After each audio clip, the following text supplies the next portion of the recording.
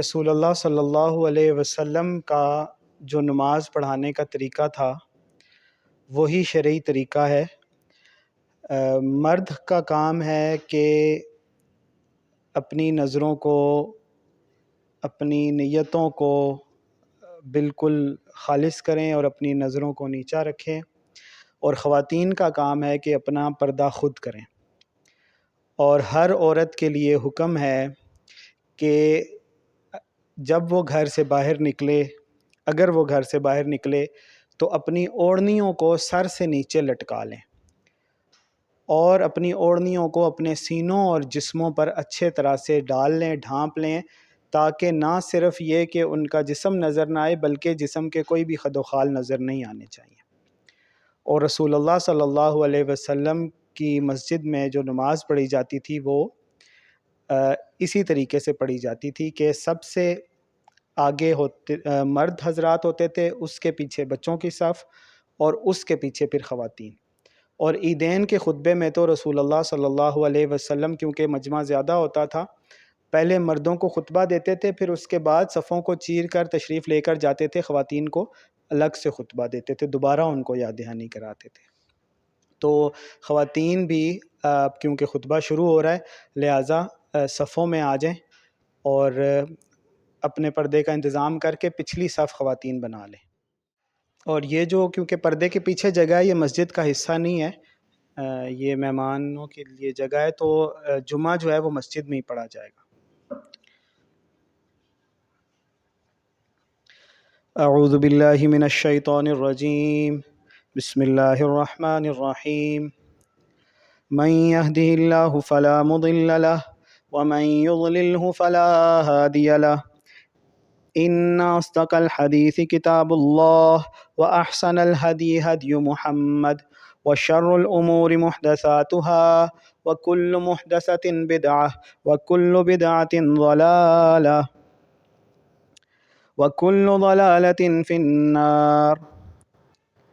ومن يضلل الله فما له من هاد ومن يهد الله فما له من مضل۔ وقال الله تعالى كم من فئة قليلة غلبت فئة كثيرة بإذن الله والله مع الصابرين۔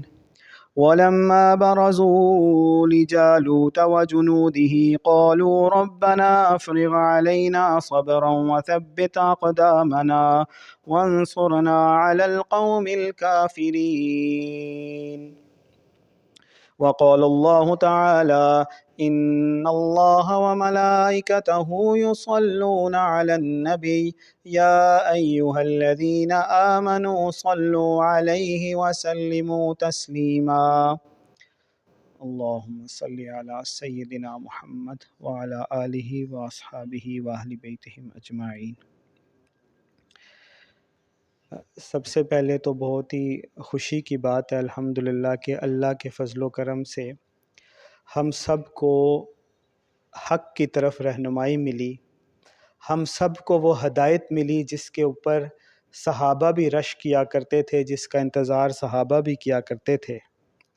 اور یہ بات بار بار مجھے فیسینیٹ کرتی ہے، حیران کرتی ہے کہ ابو ہریرہ رضی اللہ تعالی عنہ جو رسول اللہ صلی اللہ علیہ وسلم کی مسجد میں تشریف رکھتے تھے، وہیں پہ رہتے تھے اکثر، اور ایسے ڈیڈیکیٹڈ صحابی تھے کہ اپنا سارا وقت مسجد میں ہی گزارنے کی کوشش کرتے تھے، اور اچھے برے مشکل آسان حالات سے خوب واقف تھے۔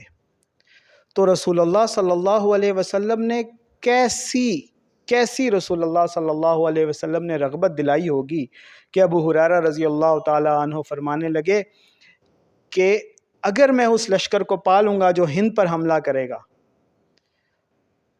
اور ہندوستان کے حکمرانوں کو بیڑیوں میں جکڑ کر لائے گا، تو میں اپنا نیا اور پرانا سارا مال بیچ کر جا کر اس کے ساتھ شامل ہوں گا، اور پھر وہاں سے نکل کر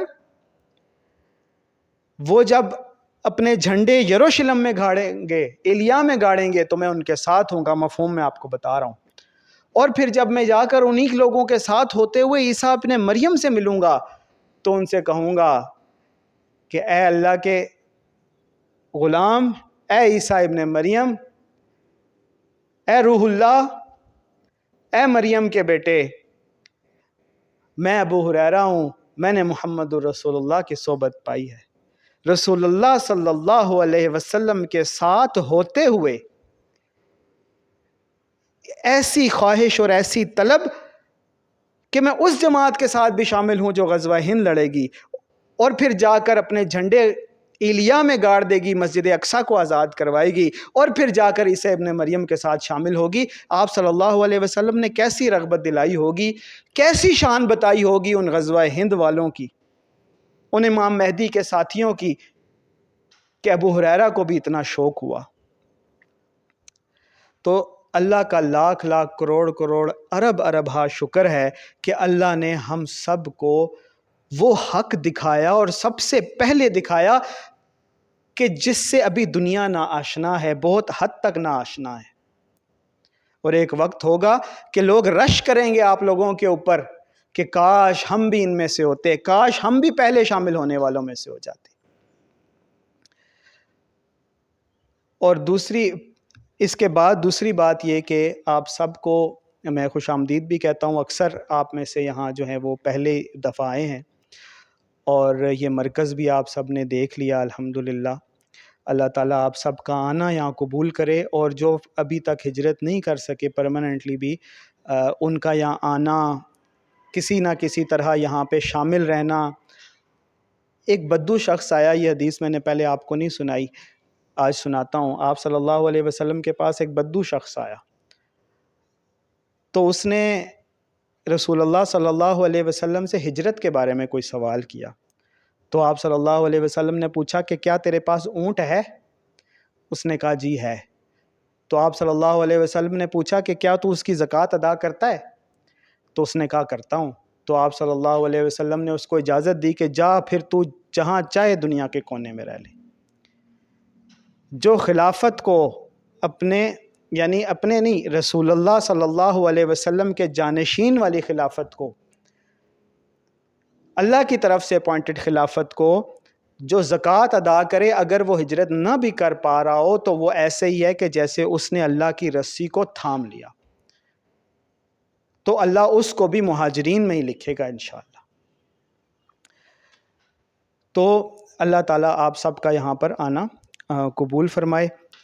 یہ ایک بہانہ تھا، اللہ تعالیٰ نے مجھے بیٹا عطا کیا ہے، پہلے بھی الحمدللہ میرا بیٹا بھی ہے، بیٹی بھی ہے، اللہ نے ایک اور بیٹا عطا کیا ہے، تو یہ ایک بہانہ تھا۔ ضروری نہیں ہوتا کہ عقیقے کی دعوت ہی کی جائے، عقیقے کے لیے قربانی کرنا کافی ہوتا ہے، لیکن یہ ایک بہانہ تھا کہ جتنے بھی لوگ مختلف جگہوں پہ موجود ہیں ان میں سے جو آ سکے وہ آ جائے یہاں پہ، تاکہ ایک فزیکل مرکز میں شامل ہونا، جمعے میں شامل ہونا، اس کی سعادت بھی حاصل ہو سکے۔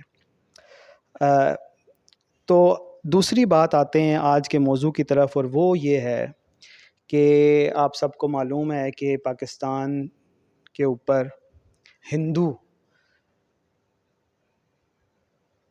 کم ظرف ہندو جو ہے وہ حملہ آور ہو چکا ہے، اور پہلی بات کے ساتھ اس کی کڑی مل جاتی ہے کہ آپ صلی اللہ علیہ وسلم کا جو دور تھا، آپ صلی اللہ علیہ وسلم کی جو سچویشن تھی وہ بھی یہی تھی کہ آپ صلی اللہ علیہ وسلم کا نعرہ تھا لا الہ الا اللہ محمد الرسول اللہ، اور مد مقابل دشمن کا کیا تھا کہ بتوں کی پوجا کی جائے۔ آج کے دور کے حساب سے کہیں تو وہ بھی ہندو تھے، اور آج کے دور میں بھی وہی سچویشن ہے کہ یہاں پر ہندو ہیں جن کا مقابلہ لا الہ الا اللہ محمد الرسول اللہ والوں کے ساتھ ہے۔ اس وقت میں بھی ایسا ہی تھا کہ اللہ تعالیٰ نے مسلمانوں کو کچھ آزمائش کے بعد فتح عطا فرمائی، یہاں پر بھی انشاءاللہ ایسے ہی ہوگا۔ اور جتنے لوگ سوال کرتے رہتے ہیں کہ کیا یہ غزوہ ہند کا آغاز ہے، تو اس کا جواب سن لیں کہ یقیناً یہ غزوہ ہند کا آغاز ہے۔ یہ آل آؤٹ وار تو فی الحال نہیں ہے، نہ ہی اتنی جلدی یہ غزوہ ہند میں کنورٹ ہوگی، لیکن یہ غزوہ ہند کا پیش خیمہ ضرور ہے۔ اور یہ سلسلہ شروع ہوا تھا جب اسرائیل نے غزہ کے اوپر حملہ کیا تھا، یہ وہاں سے سلسلہ شروع ہوا، اور یہ اسی کی اگلی کڑی ہے۔ آپ کو معلوم ہے کہ اسرائیلی ڈرون یہاں سے برآمد ہو رہے ہیں، اسرائیل کی پشت پناہی میں یہ ہو رہا ہے۔ اور یہ حملہ کب ہوا؟ جب امریکہ کا وائس پریزیڈنٹ انڈیا میں موجود تھا۔ تو یہ نیکسس آپ کو یاد ہوگا، کچھ ٹائم پہلے بھی ہم نے اس کے اوپر بات کی تھی، بار بار کرتے رہتے ہیں کہ یہ ایک نیکسس بننا تھا جو بن چکا ہے، جس میں ایک طرف مودی، دوسری طرف ڈونلڈ ٹرمپ، اور تیسری طرف بنجمن نتن یاہو، ان تینوں کا ایک جوڑ بننا تھا جو بن چکا ہے۔ اور اب یہ پوری دنیا کو ریڈیکلائز کر کے اپنے ایجنڈے کے اوپر چلا کر مسلمانوں کے خلاف ایک بہت بڑی جنگ کا آغاز کر چکے ہیں، کرنے والے نہیں ہیں، کر چکے۔ تو یہ غزوہ ہند کا آغاز ہو چکا ہے، باقاعدہ آغاز نہیں ہوا، یہ اس کا پیش خیمہ ہے۔ آپ یہ سمجھ لیں کہ جیسے غزوہ بدر سے پہلے مسلمانوں نے کچھ حملے شروع کر دیے تھے، کچھ چھوٹے چھوٹے واقعات، کچھ جھڑپیں ہونا شروع ہو گئی تھیں، یہ وہ واقعات ہیں۔ اس موقع پہ یہ تو بہت اچھی بات ہے، جب بھی آپ سوشل میڈیا کھولیں گے آپ کو ہنسنا کھیلنا ملے گا۔ اس سینس میں تو یہ بہت اچھی بات ہے کہ مسلمان ہونے کے ناطے ہمارے اندر کوئی خوف اور ڈر نہیں ہے۔ ابھی صبح ہی مجھے وہ ایک کلپ دیکھنے کا اتفاق ہوا کہ فوجی جوان ہیں اور بڑی خوشی سے وہ گانا گا رہے ہیں اور اپنی طرف سے بھنگڑا ڈال رہے ہیں کہ جنگ چھڑ گئی ہے، اب ہم انڈیا کے ساتھ لڑیں گے، اور ہم تو کب سے اس کے انتظار میں تھے۔ بھائی جنگ تے جا رہے جے سارے مرن، جنگ لگ گئی انڈیا نال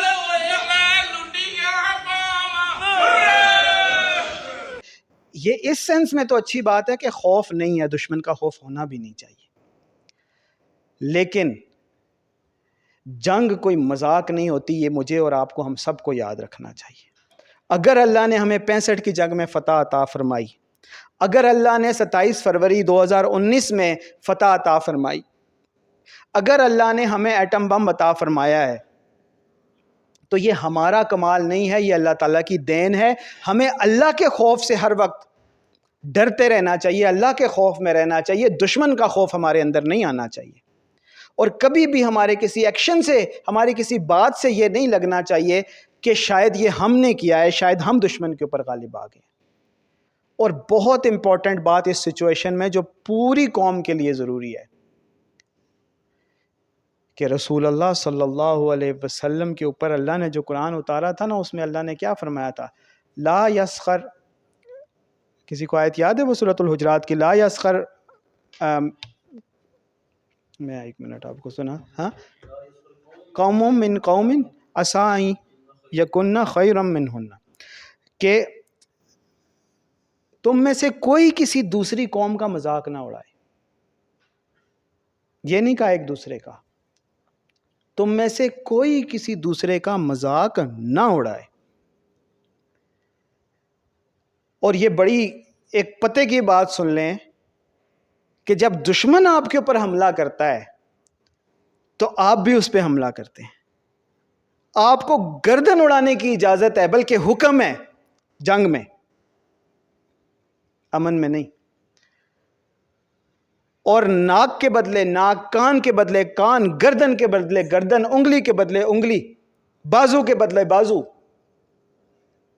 مارنے کی اجازت ہے، مار کر ہنسنے کی اجازت نہیں ہے، اس لیے کہ آپ نے نہیں مارا۔ وَمَا رَمَيْتَ إِذْ رَمَيْتَ وَلَٰكِنَّ اللَّهَ رَمَىٰ۔ جب آپ لوگ مارتے ہیں، آپ لوگ حملہ کرتے ہیں، آپ لوگ میزائل داغتے ہیں، تو آپ نہیں کر رہے ہوتے، اللہ کر رہا ہوتا ہے۔ اور یہ فوجی جوان جو ہے نا، جن کو اللہ تعالیٰ نے اتنی ہمت اور طاقت اور حوصلہ اور ایمونیشن اور سب کچھ دیا ہوا ہے،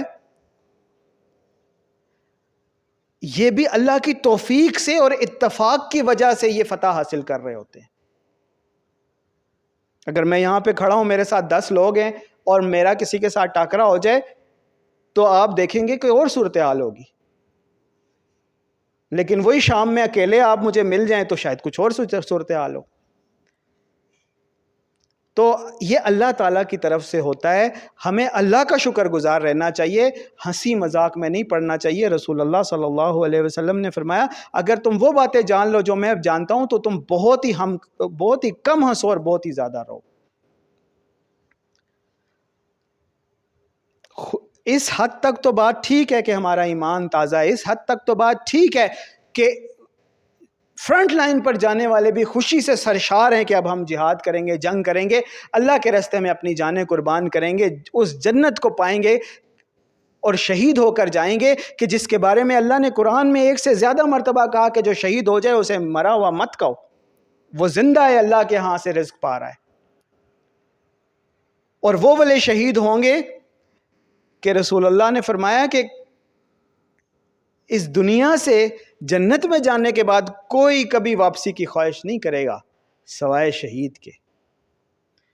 وہ یہ تمنا کرے گا کہ میں پھر دنیا میں جاؤں, پھر شہید کیا جاؤں, کیونکہ وہ اکرام اپنا, وہ شہید کا اکرام دیکھتا ہوگا وہاں جنت میں. تو یہ تو بہت خوشی کی بات ہے, لیکن اس کے ساتھ ساتھ اللہ سے ڈرنے کی بھی بات ہے کہ کہیں ایسا نہ ہو کہ ہماری کسی غفلت کی وجہ سے اللہ تعالیٰ دشمن کو ہمارے اوپر غلبہ دے دے. جہاں دشمن نے پینیٹریشن ٹیسٹنگ کی ہے وہیں پہ ہمیں بھی پتہ ہونا چاہیے کہ ایک ایسا ان ایکسپیکٹڈ سچویشن بھی ہوئی ہے جس کے لیے ہمیں ہمارے ذہن میں بھی نہیں تھا. پچھلی رات کی بات ہے, یہاں باہر اسٹریٹ لائٹس بند تھی, تو نیچے کھڑے ہوئے تھے کچھ لوگ, تو میں نے ان سے کہا کہ یہ کیا, انہوں نے تو جنگ کا ماحول یہاں بنایا ہوا ہے اسلام آباد میں, ہم کوئی بارڈر پہ تھوڑے ہی ہیں کہ لائٹیں آف کر دیں. تو انہوں نے کہا نہیں, وہ کوئی لائٹ وائٹ آف ہو تو وہ وہاں پہ ہو جاتا ہے, اٹیک ہو جاتا ہے, ان کو نظر آ جاتا ہے کہ آبادی ہے. تو میں نے کہا اگر پاکستان کے اس جگہ پر کیپٹل کے اندر کوئی چیز پہنچ جاتی ہے تو پھر تو سمجھے بات ختم ہے. لاہور والی سائڈ سے آئیں تو 400-500 کلومیٹر بنتا ہے, کشمیر سے آئیں تو بھی کوئی اتنا ہی بنتا ہوگا, 250-300 تو کم از کم بنتا ہوگا. جس سائڈ سے مرضی آ جائیں 300-400-500 کلومیٹر سے کم نہیں ہے یہ جگہ بارڈر سے. یہاں تک کوئی چیز پہنچانا, وہ جنرل آصف عبد الغفور نے کہا تھا, آپ کو یاد ہوگا, کہ آئیں پاکستان میں اتنی دیر پاکستان کی ایئر سپیس میں رہ کے دکھائیں. اگر foreign jet fighters aerial objects 30 seconds اور 100 آپ کی ایئر سپیس میں رہ لیتے ہیں نا, تو یہ بہت بڑی بات ہوتی ہے. اس کے اندر انہیں مار گرایا جاتا ہے یا بھگا دیا جاتا ہے. اور سپر سونک سپیڈ سے بھی آئیں تو بھی انہیں یہاں اسلام آباد پنڈی تک پہنچنے کے لیے کئی منٹس چاہیے, 10 منٹ چاہیے ہوں گے اگر بہت سپیڈ ہو. میں نے کیلکولیشن نہیں کی, میں رفلی کر رہا ہوں. لیکن اگر سپر سونک سپیڈ سے نہ آئیں تو جہاز کا سفر کتنا ہے اسلام آباد سے لاہور تک؟ تقریباً آدھے گھنٹے کا ہے, جتنا فلائٹ لیتی ہے جہاز. تو اگر سپر سونک سپیڈ سے نہ آئیں تو اس کا مطلب ہے کہ وہ ایریل آبجیکٹ پاکستان میں آدھا گھنٹہ یا لگ بھگ رہا ہے. اور آپ دیکھ لیں کہ پاکستان میں یہ کرکٹ سٹیڈیم میں راولپنڈی کے اوپر آ کر وہ ڈرون کریش ہوا ہے. کہنے کا مقصد یہ ہے کہ یہ ان ایکسپیکٹڈ سچویشن تھی. اب الحمدللہ کافی کر رہے ہوں گے, وہ انٹرسیپٹ کر رہے ہوں گے جیسے وہ بتا رہے ہیں, اللہ نے توفیق حوصلہ دیا ہوا ہے. لیکن عوام کے ذہن میں یہ تو تھا ہی نہیں کہ ایسا بھی ہو سکتا ہے. ہمیں تو بلکہ عجیب لگ رہا تھا کہ یہ لائٹس وائٹس کیوں آف کر رہے ہیں. تو یہ انہوں نے پینیٹریشن ٹیسٹنگ تو کی ہے, اللہ نے وارننگ بھی دی ہے. یہ نہ سمجھیں کہ اللہ کا وعدہ ہے کہ پاکستان قائم و دائم رہے گا, غزوہ ہند جیتے گا, دنیا کی سپر پاور بنے گا, تو یہاں پہ کوئی بندہ جہاں مرضی چاہے محفوظ رہے گا, صرف بارڈر والوں کو خطرہ. ایسا نہیں ہے. اللہ اگر ڈھیل دے دے تو ڈرون پارلیمنٹ پہ بھی آ سکتے ہیں, GHQ پہ بھی آ سکتے ہیں, اللہ نہ کرے. اتنی اندر اگر پینیٹریشن کر چکا ہے دشمن تو اوور کانفیڈنٹ ہونے کی ضرورت نہیں ہے. یہ آپ سب کے توسط سے ساری قوم کے لیے میسج ہے, آرمی کے لیے بھی میسج ہے کہ اوور کانفیڈنٹ ہونے کی ضرورت نہیں ہے. شاہد افریدی کی طرح کہ 1-2 چھکے مار لیے, اب سمجھا کہ بس میں ہی مین آف دی میچ ہوں, 6/6 جائے گا. ایسا نہیں ہے. اللہ سے ڈرتے رہیں اور یہ یاد رکھیں کہ ہر فتح اللہ تعالیٰ کی طرف سے ہے، اور اللہ نہ کرے غزوہ احد بھی تو ہوا تھا نا، محمد الرسول اللہ موجود تھے نا۔ مسلمانوں کو یہ ہو گیا تھا کہ غزوہ بدر میں ہم نے 3 گنا بڑے دشمن کو شکست دی ہے اور شکست فاش دی ہے۔ ابو جہل کا سر 2 بچے کاٹ کے لے آئے، تو اب کیا مسئلہ ہے؟ اب تو ہماری نفری بہت ہے۔ رسول اللہ کی یہ سچویشن نہیں تھی، قریبی صحابہ کی یہ سچویشن نہیں تھی، لیکن نئے آنے والے لوگوں میں سے کچھ کی ہوئی ہوگی، یا ایک عمومی کانسیپٹ بیٹھ گیا ہوگا۔ تو اللہ یہ نہیں کہ مسلمانوں کو شکست ہوئی، غزوہ احد میں مسلمانوں کو شکست نہیں ہوئی۔ شکست جب ہوتی ہے تو کیا ہوتا ہے؟ شکست ہوتی ہے تو شہر لوٹ لیے جاتے ہیں، شکست ہوتی ہے تو مردوں کو قتل کر دیا جاتا ہے، عورتوں کو لونڈیاں بنا لیا جاتا ہے، بچوں کو باندھ کے لے جایا جاتا ہے، مال اور سارا کچھ غصب کر لیا جاتا ہے۔ غزوہ احد میں ایسا کچھ نہیں ہوا تھا۔ غزوہ بدر میں کھلم کھلا فتح تھی، غزوہ احد میں اتنی کھلم کھلا فتح نہیں تھی، لیکن دشمن کا وار روکنے میں کامیاب ہو گئے تھے مسلمان، شکست نہیں تھی۔ لیکن بہرحال مسلمانوں کو نقصان تو ہوا، رسول اللہ صلی اللہ علیہ وسلم کے خود دندان مبارک شہید ہوئے۔ تو غزوہ احد کو بھی یاد رکھیں کہ ہم کہیں صحابہ اور رسول اللہ سے نعوذ باللہ بہتر نہیں ہو گئے کہ ہم یہ سمجھے کہ بس ہمیں کبھی شکست ہی نہیں ہو سکتی۔ 1971 میں بھی تو ہم لوگ ہی تھے نا۔ تو اللہ تعالیٰ سے ڈرتے رہیں، اللہ تعالیٰ سے مدد مانگتے رہیں، اور اپنی چارج شیٹ بھی یاد رکھیں، اپنی چارج شیٹ ضرور یاد رکھیں۔ یہ پاکستان کی حکومت اور عوام اپنی چارج شیٹ ضرور یاد رکھے۔ جب کسی کو پیش کیا جاتا ہے نا کسی کورٹ میں، تو اس کی ایک چارج شیٹ ہوتی ہے۔ کسی مسئلے میں جب وہ پھنستا ہے، جب اس پہ کوئی دفعہ لگتی ہے، جب اس پہ کوئی FIR ہونی ہوتی ہے، جب اسکول میں کسی بچے کو پرنسپل کے سامنے یا ڈسپلن کمیٹی کے سامنے پیش کیا جاتا ہے، تو ایک چارج شیٹ ہوتی ہے۔ تو ہمیں ذرا اپنی چارج شیٹ بھی یاد رکھنی چاہیے۔ وہ چارج شیٹ کے بارے میں بھی بات کرتے ہیں۔